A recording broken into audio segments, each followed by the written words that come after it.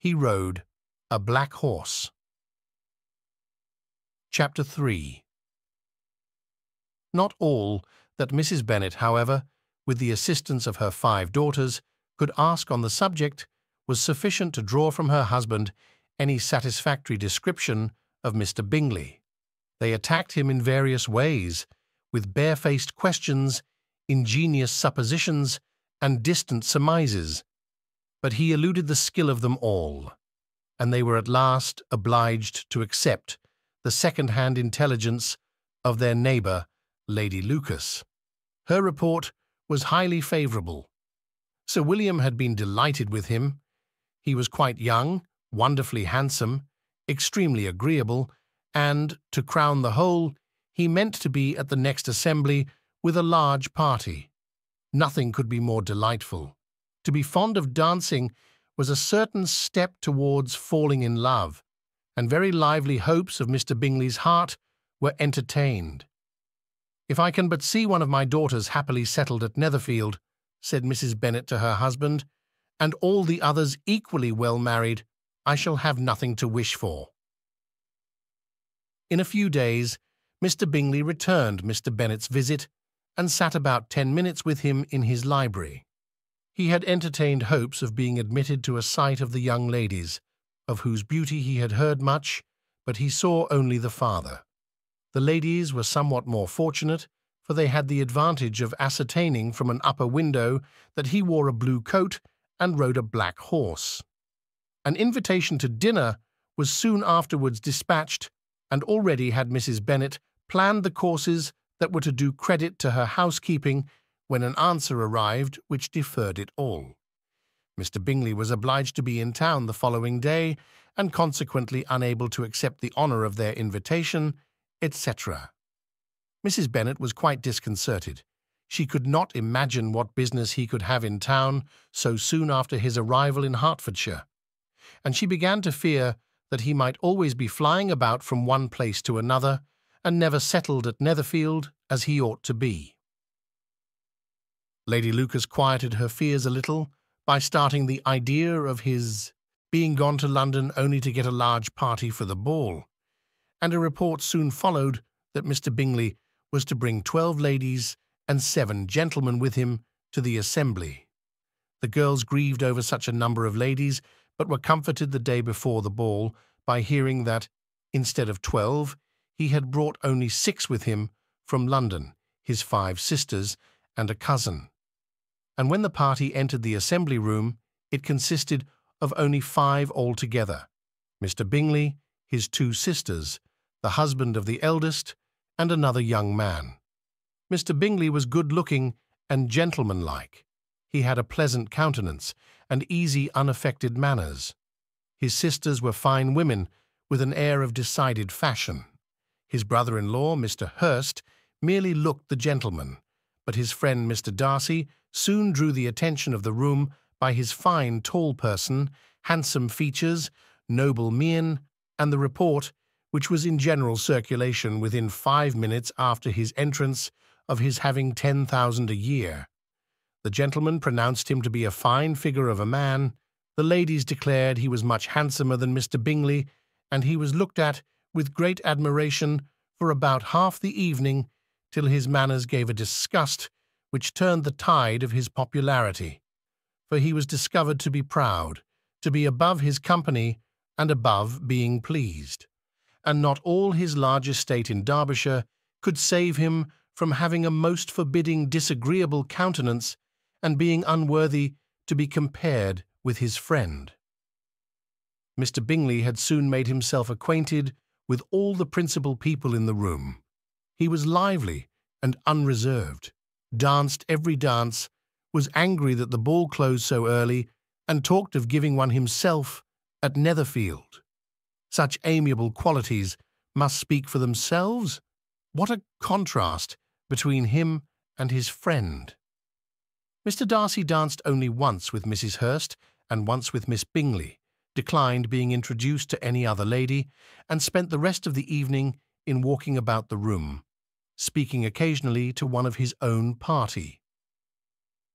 His character was decided. He was the proudest, most disagreeable man in the world, and everybody hoped that he would never come there again. Amongst the most violent against him was Mrs. Bennet, whose dislike of his general behaviour was sharpened into particular resentment by his having slighted one of her daughters. Elizabeth Bennet had been obliged, by the scarcity of gentlemen, to sit down for 2 dances, and during part of that time Mr. Darcy had been standing near enough for her to overhear a conversation between him and Mr. Bingley, who came from the dance for a few minutes to press his friend to join it. "Come, Darcy," said he, "I must have you dance. I hate to see you standing about by yourself in this stupid manner. You had much better dance." "I certainly shall not.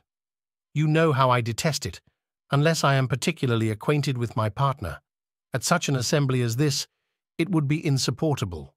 Your sisters are engaged, and there is not another woman in the room whom it would not be a punishment to me to stand up with."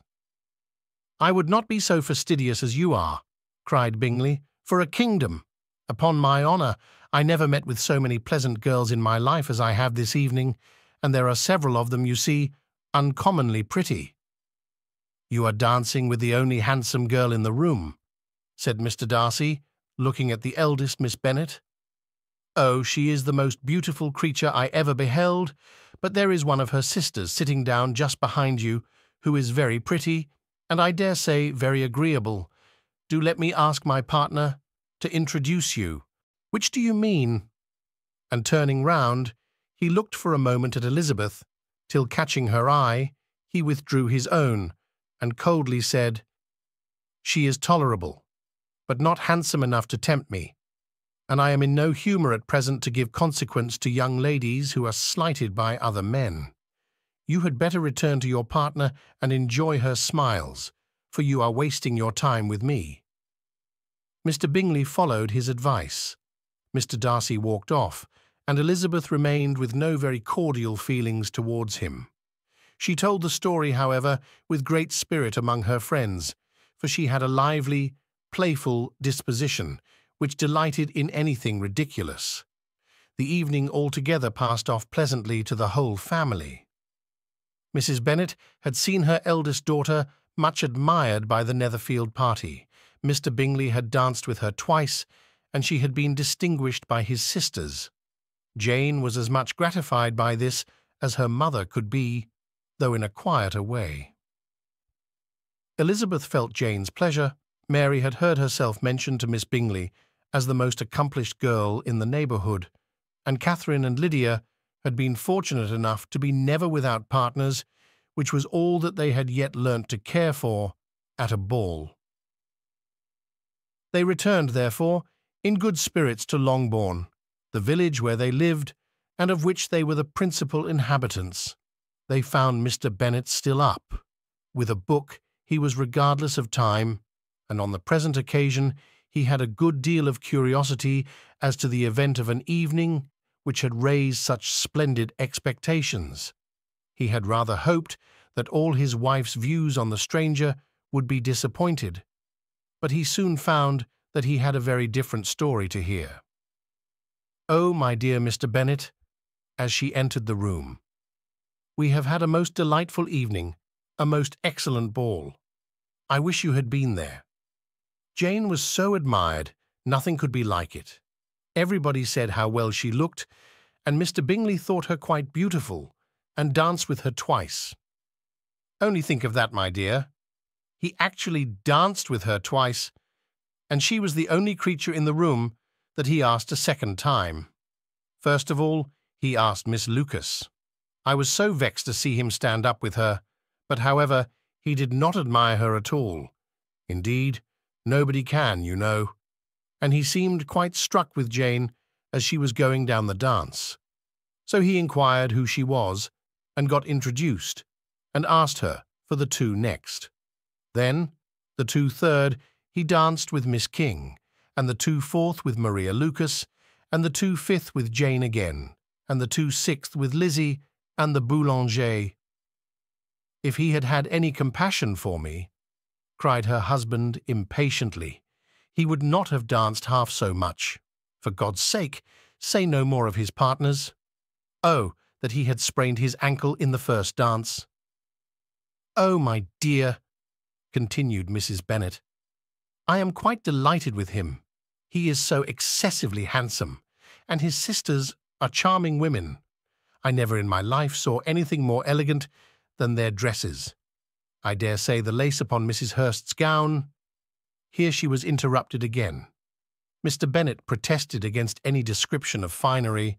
She was therefore obliged to seek another branch of the subject, and related, with much bitterness of spirit and some exaggeration, the shocking rudeness of Mr. Darcy. But I can assure you, she added, that Lizzie does not lose much by not suiting his fancy, for he is a most disagreeable, horrid man, not at all worth pleasing, so high and so conceited that there was no enduring him.